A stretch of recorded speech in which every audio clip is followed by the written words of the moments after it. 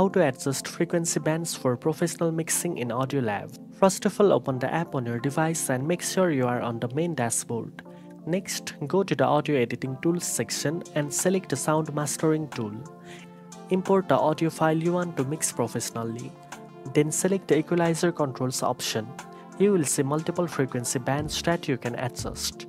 Use the sliders to boost or cut specific frequency ranges such as bass, mids, tempo, pitch, and treble. This allows you to enhance the clarity, depth, and balance of your track. You can also experiment with different effects to achieve a more polished and dynamic sound. Preview your changes to ensure the mix sounds balanced and professional. Once satisfied, tap the Save button to apply the EQ changes. Now you know how to adjust frequency bands for professional mixing in AudioLab.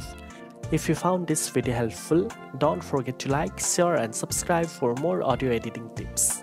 Thanks for watching, and I'll see you in the next one.